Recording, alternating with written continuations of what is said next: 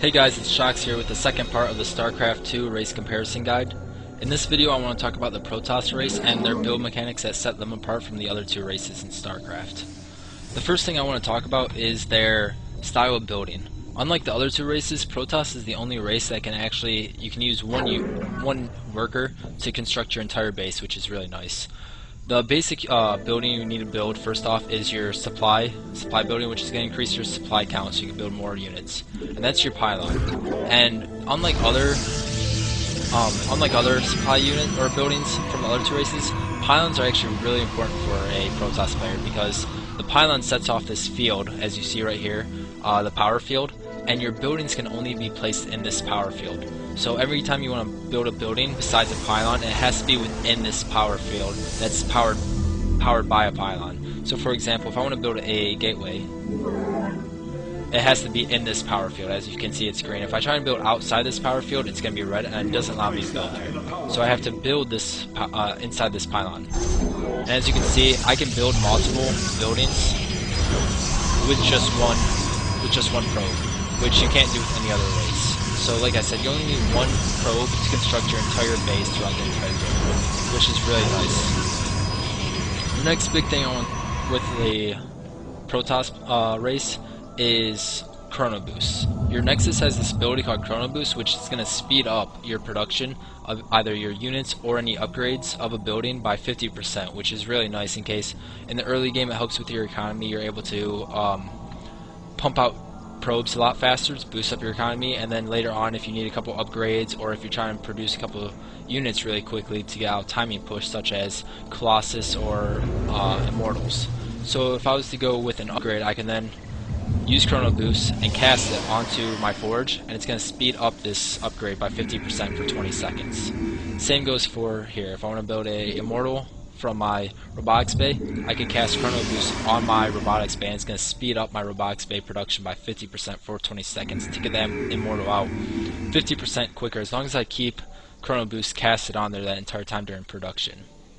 That's a really big thing with the Protoss economy and all throughout their entire gameplay, is really utilizing the Chrono Boost and making sure you use it correctly and often, because a lot of new players, they'll forget about it and they won't use it, which is always a good reason to have your Nexus hotkeyed, and so you can quickly click your Nexus and then Chrono Boost buildings or upgrades throughout the game. The next big thing with Protoss, which no other race can be done, is the ability to warp units in across the battlefield. Right here you see warp gates, which look different than the original gateways. These gateways, this is the default gateway you can build, but once you upgrade from your cybernetics core, it would be down here. It's called warp gate technology. Once you get that upgrade done, you're able to actually turn all your gateways into warp gates. And you see it takes 10 seconds for them to turn into them, and this is really important for any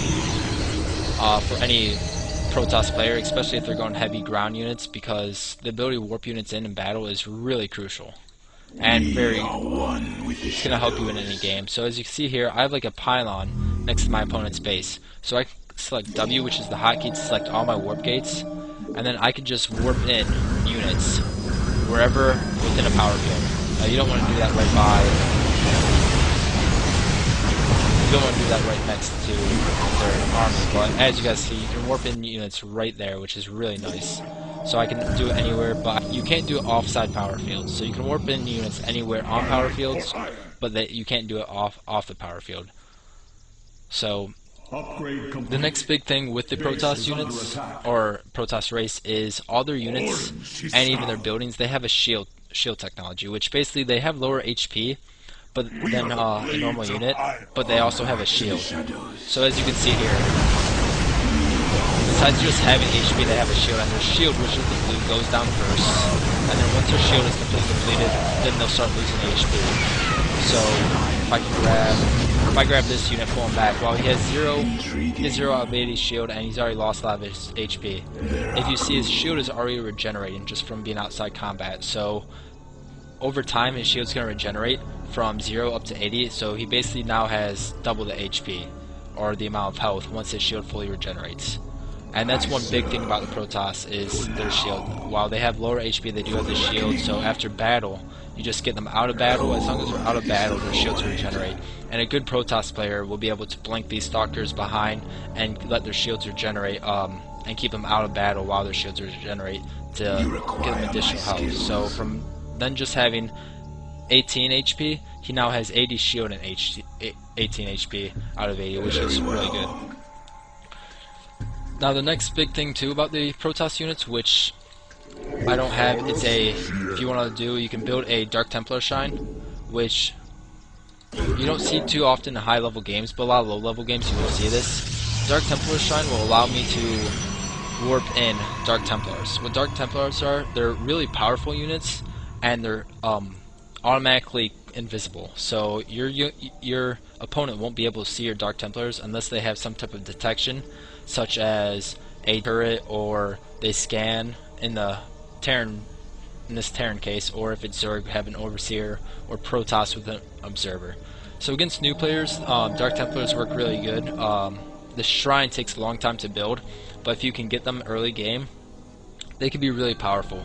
Now if they do detect you, they are pretty weak, and if they get attacked, they go down really quickly. But if you're able to get them inside your opponent's base without being seen, and they don't have any detection, they could win a lot of games for you. Another big thing with the Protoss is they have the best static defense compared to any other race. They're photon cannons, which requires a forge to build. You're able to put photon cannons, and they're able to attack both ground and air, and they're probably the best static defense in the game. Where Terran doesn't really have any static defense, and Zerg would have their Spine Crawler that only attacks ground. The photon cannon attacks both ground and air. The only bad thing about... There's two bad things about Protoss. One is their shield, because their shield is... Terran players, if they have ghosts, they can EMP your units, which would basically cause an explosion right by your units. It doesn't do any damage to them, but it does destroy their shield. So that basically it would take almost half their health away in some Protoss, or in some units' cases. So that's one negative side about the Protoss. And another thing is pylon placement is very important. As you can see right here, I have really bad pylon placement. This is not how you would want to set up a photon cannon base. So if a player was to come in and I have 7 cannons there, they just have to focus down this pylon, and once this pylon goes down, it's going to disable all these photon cannons. So you have to be, as you see, just disabled all the photon cannons. So pylon placement is very important. It's something you don't usually want to just have one pylon powering up all your buildings or structures. You'd usually stick one in the middle and maybe one in the back, just to power them all up. As you can see here, if they took down one pylon, that wouldn't disable my buildings. They would have to take down a number of pylons, where compared to this base, if they were to come in and just take down this one pylon, that would disable all these buildings and leave them useless. So again, you can tell the Protoss is a lot different than the other two races. I see a lot of beginners like to go Protoss. They're a pretty easy race to start off with, especially since you can just use one probe or worker to construct your entire base, and they're a pretty good race for beginners. So the key thing is trying all 3 races, finding the one you like, and once you find the race you like, staying with it. You don't want to be jumping race to race until you actually become pretty good at one race. Later on in the game, you do want to try other races, because it's very important to know. Even say, for example, your main race is Terran.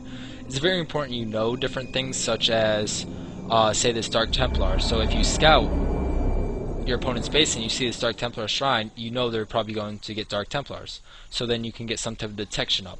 So even though you want to stick with main race, I would try and learn the very basics of each race. That way you can know the information for whenever you're scouting them.